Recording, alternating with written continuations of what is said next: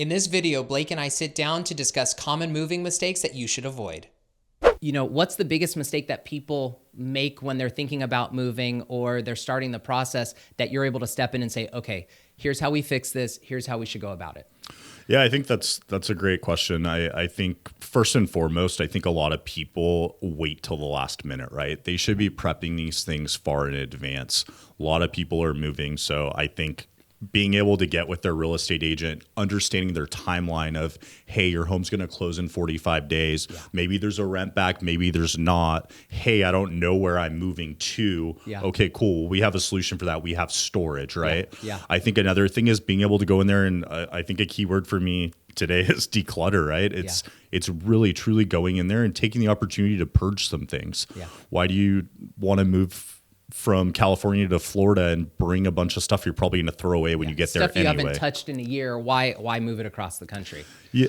So do you actually go in and have people that provide the service to say, here's what we're going to take out and we're actually going to pack it for you and put it in storage? Or are you relying on the homeowner to give you those items to declutter? How does that process work for you guys? Good question. So I personally will go out to every single job that's from Los Angeles to the border, and I also support Arizona. And like when I go into those homes, it's an opportunity for me to do a walkthrough, and I have an inventory sheet that I'm inventorying things, right? Yeah. What we want to do is truly be a white glove service where we'll come right now today, and you don't need to move a finger, right? Amazing.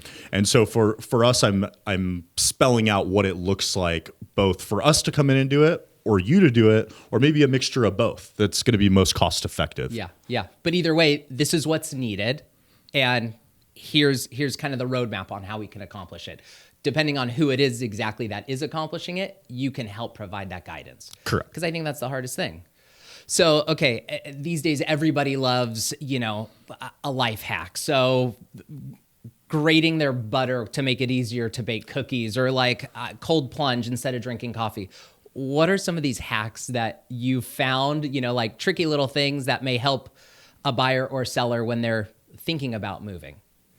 So I think first and foremost, it's really like being able to be organized in a sense of labeling things, right? Yeah. So I was just with a client yesterday, actually at El Valle up in Del Mar area, and she was explaining that she wanted to pack like items throughout the house in the same boxes, right? Yeah. And I told her, I'm just very transparent with people. Like, you shouldn't do that, because when you go to move into your new home, you're going to be searching for things that are from the living room, from your master bedroom, this, that, and the other. Yeah.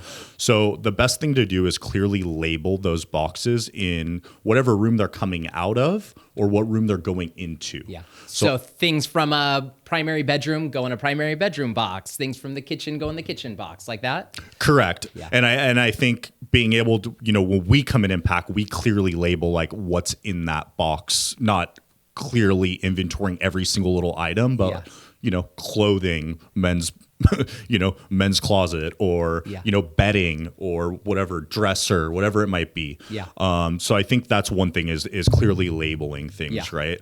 I think another thing is being able to